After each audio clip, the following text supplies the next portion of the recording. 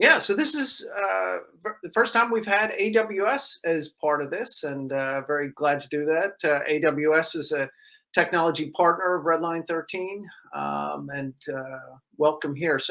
Lee is a partner solution architect at AWS. You can read more about his bio, but the one that kind of jumped out at me was that in his free time, you can catch Lee tinkering in his garage on some of his exciting projects, such as he created an IoT robotic drum set and built a cloud powered cocktail making machine. So I don't know if that's going to come up here in today's presentation, but with that, thank you, Lee, and it's all yours. Thank you very, very much. I am more than willing to talk about either one of those builds. Interestingly enough, for the cloud-powered cocktail machine, I will tell you that I debuted it at reInvent last year, our big AWS conference, and leaving the conference, I had volunteers for. I probably had 1,000 volunteers to come and test the system, but I had like zero volunteers who stepped forward to help me develop the next version of it, which I thought was interesting. But let's go and move on a little bit. As as mentioned, I am Lee Fox. A little bit more about me. I'm a partner solutions architect with AWS right now. So what that means is I do all the solutions architecty type of things. I work with customers, and I do road mapping, and I answer technical questions. I do training. I do some speaking at events like this. But because I'm a partner solutions architect, then my customers are technically AWS business partners, like Redline 13 and a lot of other really wonderful names. So I get to work with some amazing technology in this. Before I came to AWS, I was a cloud architect. I spent several years in that role, taking various systems, things like data transfer systems, retail point of sale, moving them over to the cloud. I actually kind of fell backwards into that whole realm. I was a software architect before I became a cloud architect, and I just had an interview where I thought I was interviewing for a software architecture position, but they asked me some weird questions, and the next thing you know, I'm being introduced as the company's new cloud architect. I give you this journey, and I point out that I've got some deep roots in Agile and DevOps, because my take on the topic today is I want to give you a little perspective on my journey going from development and the perspective of a developer all the way through to architecture and testing on the cloud. Load testing and performance testing is a very interesting notion for what we can do as we look at that journey. So as I mentioned, I was a former developer. That's where my roots are, and in my development career, my perspective was very, very strongly focused towards testing. I was that developer that wanted to make sure that everything was always tested. I wanted to be sure that we had 100% unit testing and code coverage. I saw that testing was done at multiple layers, going from the unit test all the way up to component testing, integration testing, bringing everything together, UAT, even with that load and performance testing. It was very, very important to me, and I thought that it was meaningful because what felt about the testing is I thought it enhanced the code. It made the development experience so much richer. I even brought it into what to my hiring practices. The biggest thing that I would ask any new developer that I hired is, how do you write untestable code? I wanted to be sure that people knew. I figured if I asked them, how do you write untestable code, that would be a way to get an, some insight into their perspective on the best practices for writing code. I was looking for things like the code is untestable if it's monolithic, if it's just one big, huge, like 10 megabyte code base. That's probably not going to be very testable. I wanted to find out about dependency injection and whether or not the developer was thinking about writing the code in such a way that we could separate things out, that we could just wire the application together and make use of code reuse. If we could leverage the ability to mock out different components for testing and such. If there's a lot of complexity in the code, it's pretty much untestable. I focused upon metrics like cyclomatic complexity, the number of if statements in a method, the number of loops, how many paths can you take through a method. If there is tight coupling in the code base or in the overall architecture for the code, then it doesn't quite work well because you can't break components to do your dependency injection to get the control that you need over a test. Well, all of this allowed me to really focus on and push my developers towards was this idea of taking testing and shifting it left. Shift left testing is the concept that we're going to do more testing in the development phase.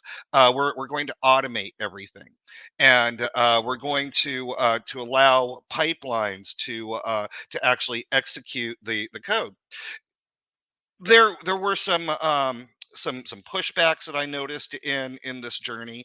One of which came from QA and a threat in terms of their various positions and responsibilities, and we were able to work together to enhance that whole development and testing experience to show that no, you know what, we're not trying to take anything away from QA and give it to developers. We're actually trying to make QA in charge of the process. We wanted to give them the reins and then have the developers do like all the really hard work, right? And once they had those reins, then it was really a quick matter of being able to to implement all the tests they wanted. What I've noticed, development shop after development shop, when shift left testing came in and my QA organization embraced that, then the the test quality went up. Testing harnesses were built and they were leveraged for various activities. UAT testing got better to allow customers to come in and participate in testing. The performance testing and the load testing that we saw got better because the harnesses were there, and it was just a matter of leveraging all that information and all that structure to really propel the load testing paradigm further. The problem we had was getting there took a lot of work. We wanted to get to the point where we were using the right tool for the right job, and we didn't always have the right tools. I mean, sometimes the language made it really hard to do our testing and put together the harnesses. Um, Sometimes there just weren't dependency injection frameworks that were necessary. We needed some CI/CD tooling stood up in some of these transformations. And then there was always the question of the platform, because the platform really mattered.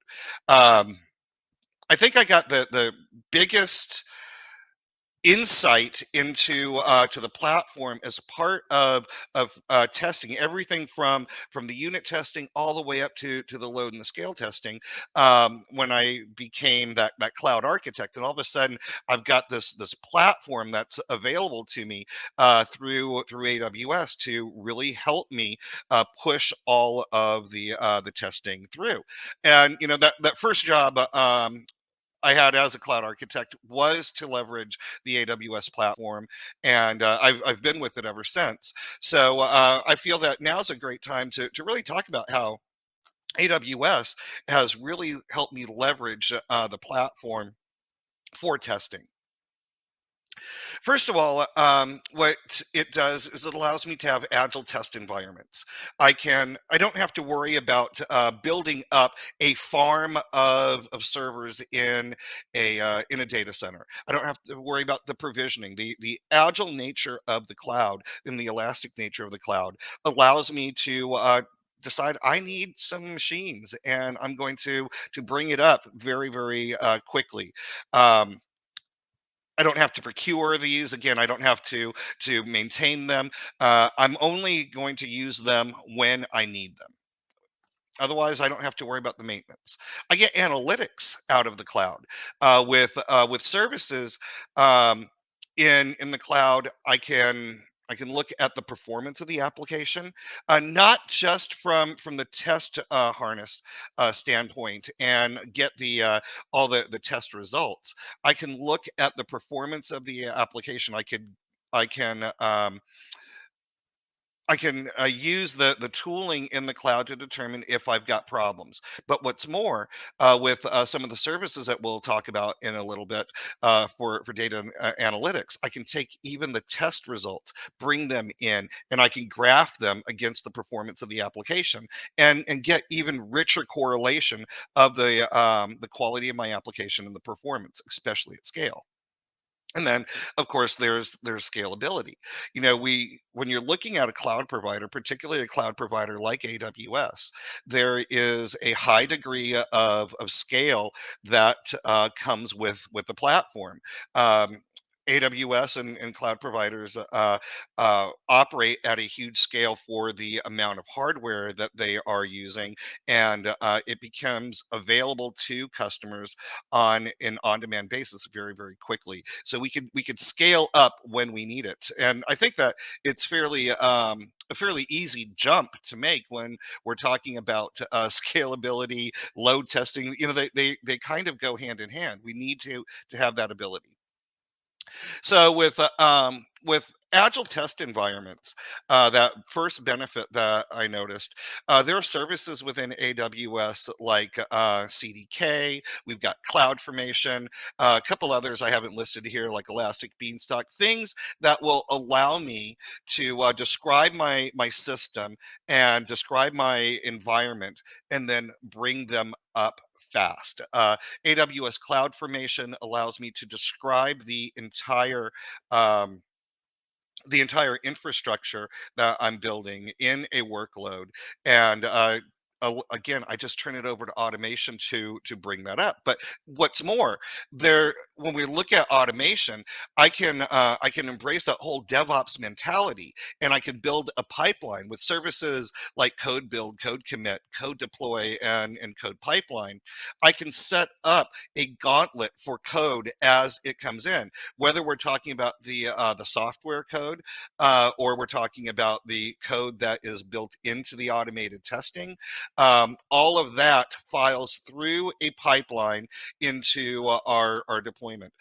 We can deploy to various environments that are built on demand in terms of dev environments or QA environments. We can move this around the world with point and click to different geographic regions. If we want to get do latency based testing, we can really scale this up if if even things like load testing are part of the entire pipeline. And tools like Code Pipeline allow us to build that deployment process, so that we can go from integration testing to or unit testing to integration testing to performance and load testing before we get out to the production environment, stopping this whole flow anywhere along the way when we get subpar or unacceptable results. For data analytics, we have analytic services like QuickSight and Athena, Amazon Elasticsearch. These are going to be very easy ways for us to take the results that we get from the testing harnesses, bring them in and do some correlation and an insight. We can also tie that together with Amazon CloudWatch, and the fact that CloudWatch will not only give us the performance the performance data for systems, but with subservices like CloudWatch logs, we can even take the log data that our developers are writing, and we can analyze that together with all of the testing results that we have. Um, we can really build really solid correlations. And what I find when I'm looking at testing from that developer standpoint, load testing particularly from that developer standpoint, there are just problems that can exist in software that you do not see until you get to a given scale. Uh, and that can be really really hard to debug, so getting as much correlation in there is incredibly important. If you've got something like a C++ application that works perfectly fine when you've got 50 concurrent users, but blows up when you've got 1,000 concurrent users because that scale is forcing a page segmentation fault in memory, that is again difficult. So let's get as much data analytics in there and take advantage of the entire platform to help us figure out just what's going on with our applications. And then, of course, when we talk about scaling, scaling gives us some services within AWS, or AWS gives us some services for scaling. We've got things like auto scaling groups that allow us to either dynamically or manually scale a fleet of instances, whether we're talking about container-based systems or virtual machine-based systems, and get the performance we want. We also have other services like elastic load balancing that works hand in hand with our auto scales to build the environments that you're going to be using to do that testing. Now, let's put it all together. Okay, there are solutions to do distributed load testing on AWS. We can use front ends to give us a testing harness, the ability to configure tests. We've got Docker's and pipelines to allow us to take the application, the environment we want to build, put it all together with a testing engine, and then run the test. What we're seeing here is an architectural diagram for a solution that some of our SAs have developed. I'll go and put that link in the chat right now, and so you can have it. But it's a real quick way to take multiple services, string them together, and begin to get some distributed load testing done on AWS. Uh, it certainly would be a good starting point for you to build your own framework or modify this one. It uses multiple services, so there's API gateway to manage APIs. It's microservices based with Lambda. We make usage of S3 to host the console in here. Other services like DynamoDB takes care of storing the test results. Which, by the way, you can take the information that's in DynamoDB and very easily put together a glue ETL data crawler, or you can use Athena to do data analytics with it. Um, it's the test engine is Taurus, a local, I'm sorry, an open source testing engine. So it's container based, and we're using ECR and ECS to host and run those. The idea of the code pipeline and code build, as I mentioned, we're putting together an automated series to bring any changes to our frameworks in. Amplify is a quick way to write a very easy UI for the solution. put it together with authentication security with Cognito, and again using CloudWatch to come in and help us get some of the back end data is incredibly helpful as well. So with that, I hope that today I was able to give you a little bit of a journey or description of my journey from software developer through cloud architect, with my emphasis on testing and what I've learned about just testing in general, but also some specifics of load testing and how the AWS cloud really helped me to enhance that and what we can do with the AWS cloud to enhance load testing. So with that, I wanted to make sure that we've got plenty of time for questions. So if there are any, please, I'll be glad to talk about anything. Great, great. Thanks, Lee. Yeah, now's the time to enter your questions in chat. And like I've mentioned before in the chat, that you can even come up on stage and ask the question directly as opposed to typing it in.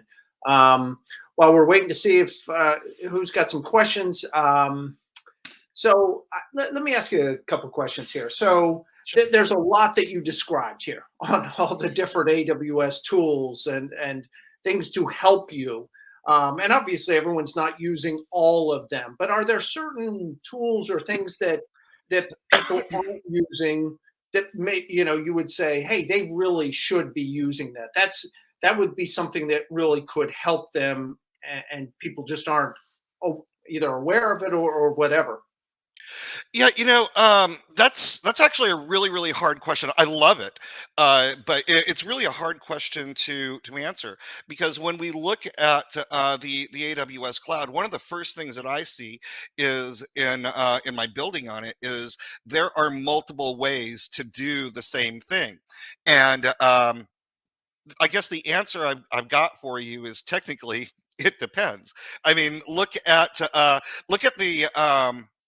the notion of building an environment uh, and getting that stood up within the AWS cloud.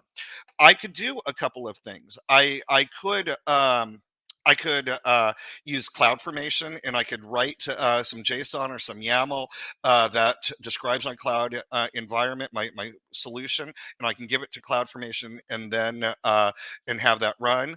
Or I could use CDK, and now that opens up a lot of things. I'm not using JSON or YAML. I'm over using things like Java or C++, a .NET framework, Python. There are multiple like Go. I can use programming languages to describe that environment I want, and I can execute that code. And build the environment. So when we start looking at the AWS cloud and which service is going to work for any given person, uh, it really depends. I mean, do you have a team that knows JSON or likes JSON that likes YAML? Um, okay, that might work if you have somebody that a team that doesn't make use of a lot of YAML, but it's a great development shop. Lots of Java programmers, lots of Python programmers that are very uh, um, they're at an expert level with those languages. Why not just go ahead and utilize the tools that they already have at their disposal and let them write some Python, some Java, some C++ code that will build these environments instead of having to go down the cloud formation path. So it depends. Um, when I think about services and whether they're being used enough, then I just have to remember that you know the thing about AWS services, we've got better than 185 of them. They weren't put there just because AWS sat around and did some brainstorming and thought, oh, we need a service to automate the building VMs. We need a service that does virtual machines. We listen to our customers. And when our customers want something, we take that and we um, we really take that to heart and build upon the customer needs in terms of services and features within those services. So if we've got multiple ways to do something, it's probably because there have been multiple customers that have asked for different ways to make it happen. Okay, great. Here's a question from Pavan Vangaru. I'll read it to you. What is the highest number of users you ran a load test with at Amazon? At Amazon, in my current role, I have not honestly done any load testing. My role as a partner solutions architect, I'm more of a technical guide and roadblock barrier for my partners. So I don't actually do the hands-on work myself. I help my partners do their work. But on Amazon, before I came to AWS, my last role as a cloud architect, I had one where we simulated because of my frustration, we simulated 15,000 users at the same time. Not 15, 50,000 users at the same time, and that caused some rather interesting characteristics of my test to happen. Okay. Let's see. All right. I'm going to put this one up so you can read it here right on the screen. Some of the tools to analyze performance of the application step by step. X-ray comes to mind.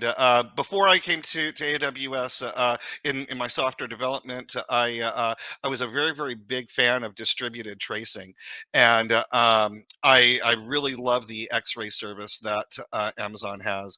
So you can instrument your code so that it will look at the application step by step and follow everything through so that you can find those bottlenecks and look at the performance difference between all of your components. Okay, great. I think that is all the questions we have, and actually, that time is perfect here Awesome. as we're at the bottom of the hour here. So Lee, once again, thank you for being part of Load Test World. Oh, it was an absolute pleasure and an honor. Thank you, everybody. I hope that you have a great day. All right, bye now.